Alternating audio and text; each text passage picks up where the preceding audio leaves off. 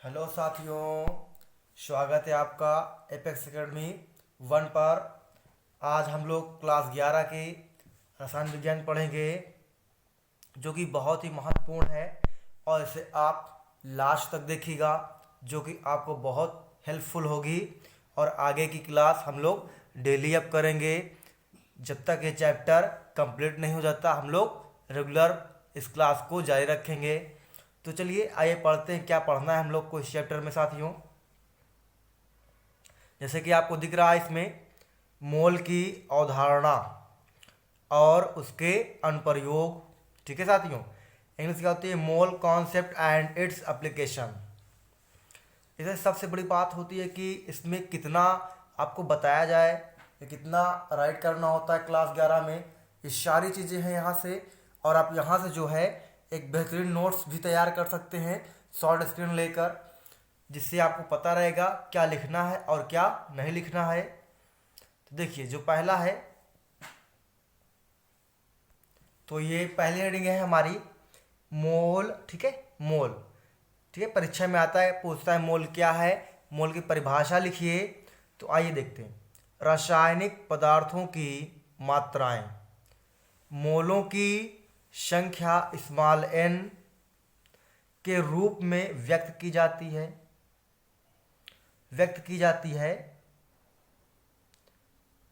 उसे मोल कहते हैं।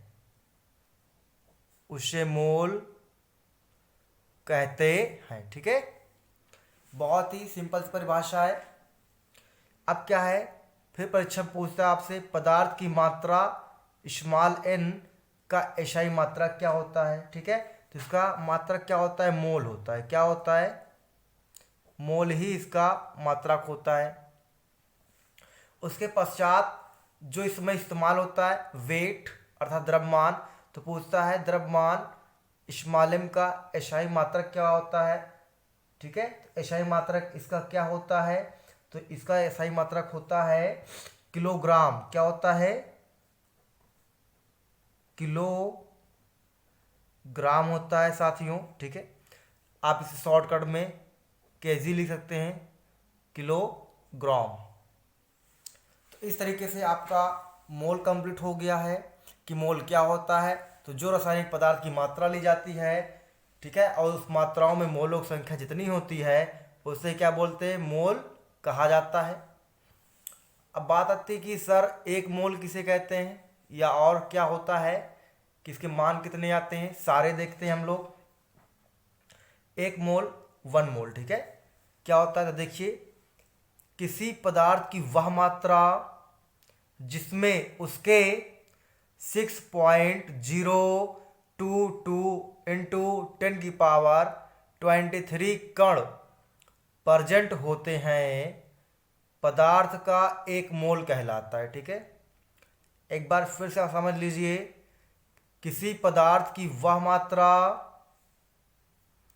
जिसमें उसके 6.022 इंटू 10⁻23 कण उपस्थित होते हैं, पदार्थ का एक मोल कहलाता है। ठीक है, तो अभी आपको क्या है, ये बात समझ में आ गई होगी। अब क्या है कि सवाल में जब हम लोग सवाल लगाते हैं तो उसमें काम आता है 1 मोल इक्वल क्या होता है। 1 मोल कण बराबर क्या होता है? तो 6.022 इंटू 10⁻23 कण होता है। इसे आप याद कर लीजिए, बिल्कुल याद कर लीजिए, बिल्कुल बेहतरीन तरीके से। नेक्स्ट वीडियो में हम लोग सवाल लगाएंगे तो इसे हम लोग को इस्तेमाल करना पड़ेगा। ठीक है साथियों, चलिए अब क्या आएगा। अब आता है एवोगेद्रो आता है। एवोगेद्रो संख्या क्या होती है ये पूछता है। तो इसकी परिभाषा देखिए, कार्बन 12 समस्थानिक के ठीक 12 ग्राम में उपस्थित कार्बन 12 परमाणुओं की संख्या एवोगेद्रो संख्या Na कहलाती है। ठीक है, जो कार्बन 12 होता है ठीक 12 ग्राम में उपस्थित कार्बन 12 परमाणुओं की संख्या को ही क्या बोला जाता है, एवोगैड्रो संख्या कहा जाता है, जिसको हम लोग Na से व्यक्त करते हैं या Na से डिनोट किया जाता है। तो अब नेक्स्ट पेज देखते हैं। इसमें मैंने लिखा है एवोगैड्रो संख्या का संकेत आप कैसे कैसे इसे प्रेजेंट कर सकते हैं। तो आप एक एवोगैड्रो जो है Na से लिख सकते हैं, दूसरा जो है सिर्फ N से लिख सकते हैं एवोगैड्रो को, और तीसरा क्या है, आप इसे L से भी लिख सकते हैं। किससे लिख सकते हैं, L से भी लिख सकते हैं। जैसे कि आपको लग रहा होगा ये पहली बार है या नया बिल्कुल है। तो देखिए लोशमिट है, क्या है, लोशमिट है। और लोशमिट कौन थे, लोशमिट एक वैज्ञानिक थे। कौन थे, लोशमिट एक वैज्ञानिक थे। और इनके साथ में जो है, इनके साथ में क्या थे, इनके साथी मिलकर क्या किए थे, मिलकर 6.022 इंटू 10 की पावर 23 कण की खोज की थी। क्या किया था, कण की खोज किया था, ठीक है। और जो एवोगैड्रो हैं, कौन है, एवोगैड्रो, इन्होंने कोई मान नहीं खोजा, इन्होंने कोई मान नहीं खोजा, इन्होंने कोई मान नहीं खोजा है, ठीक है, कोई मान नहीं खोजा है, ठीक है। केवल ये एक फेमस वैज्ञानिक होने की वजह से क्या एक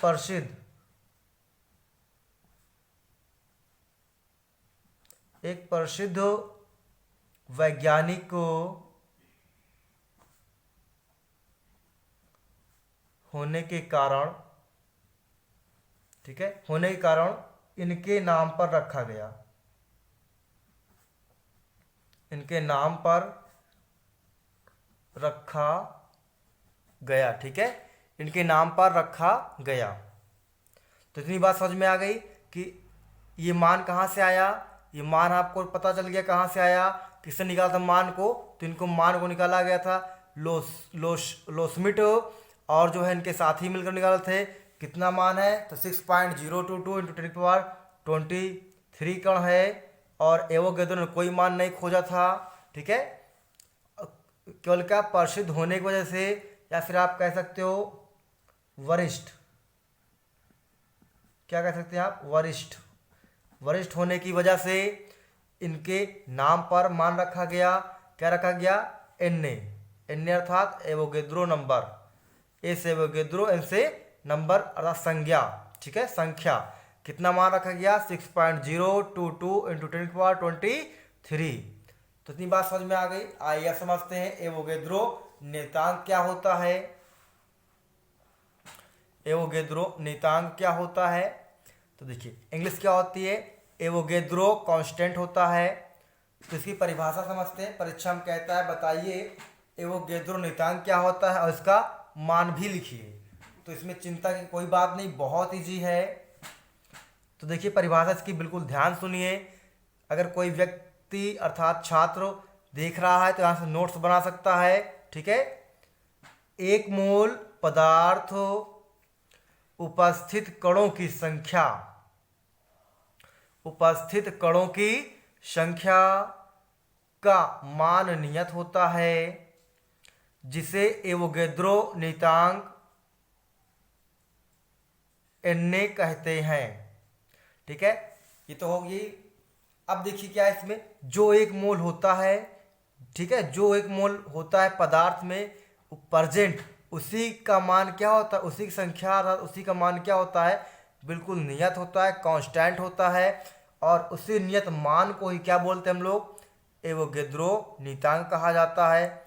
और इसका मान कितना होता है, तो जो नंबर का मान होता है वही एवोगैड्रो नियतांक का मान है, कोई चेंज नहीं, नो चेंजेबल मान है। तो क्या आएगा, एवोगैड्रो इक्वल हो जाएगा 6.022 इंटू 10 की पावर 23 मोल पर, ठीक है, प्रति मोल हो जाएगा। नेक्स्ट अगर कहीं मोल के लिए फाइंड आउट करते हैं, ठीक है, मोल के लिए फाइंड आउट करते हैं तो यहाँ मोल लिख दिया जाता है। अगर कण के लिए किया जाता है तो कण लिख दिया जाता है। परमाणु के लिए किया जाता है क्या लिख दिया जाएगा, परमाणु लिख दिया जाता है। अगर आयन के लिए किया जा रहा है तो आयन लिख दिया जाता है। ठीक है, और कोई चेंज नहीं है, जो कहेगा हम वही कर देंगे और आंसर आ जाता है। तो नेक्स्ट देखते हैं, ये जो है बहुत ही इंपॉर्टेंट है क्योंकि इस पर सवाल लगने वाला है। ठीक है साथियों, तो मैं हेडिंग पढ़ देता हूँ, आप नोट कर लीजिए हेडिंग को या शॉर्ट स्क्रीन ले लीजिए और जो है इससे आप अपना नोट्स बना लीजिए। पदार्थ के मोलों की संख्या स्मॉल n तथा कणों की संख्या कैपिटल N में संबंध। ये परीक्षाओं में कम से कम 2 नंबर का पूछे। कितने का पूछेगा, 2 नंबर का। बताइए संबंध क्या होता है। तो देखिए क्या संबंध है, पदार्थ के मोलों की संख्या स्मॉल n, क्या पदार्थ के मोलों की संख्या स्मॉल n होती है, और इक्वल पदार्थ के कणों की संख्या कैपिटल N अपॉन कणों की संख्या प्रति मोल Na। ठीक है, कणों की संख्या प्रति मोल क्या होगा, Na होता है। तो आप इसे हिंदी में यानी पूरा लिख कर लगाएंगे तो ऐसा बनेगा। और जैसे आपको पता चल गया है कि मोलों की संख्या क्या होती है, स्मॉल n होता है, कणों की संख्या कैपिटल N होता है, और कणों की संख्या क्या होता है, Na होता है। तो आप इसको इस तरह से लिख सकते हैं, बिल्कुल छोटे में, कम समय लगेगा और जल्दी से याद भी हो जाएगा आपको। इस तरीके से साथियों आज जो है सेशन यही ख़त्म करते हैं। नेक्स्ट वीडियो में जो है साथियों हम लोग थोड़ा सा कॉन्सेप्ट और पढ़ लेंगे और जो है फिर हम लोग उसी वीडियो में सवाल करेंगे। ठीक है साथियों, वीडियो को जो है लाइक कीजिए, सब्सक्राइब करिएगा और अपने यार दोस्त को भेज दीजिए कि यहाँ से बेहतरीन तरीके से बेहतरीन कलेक्शन में नोट्स बना के पढ़ाया जा रहा है और बेहतरीन और बेहतर तरीके से कॉन्सेप्ट क्लियर किया जाएगा। और आप इसे पढ़िए, अपने साथियों को बताइए। जय हिंद साथियों।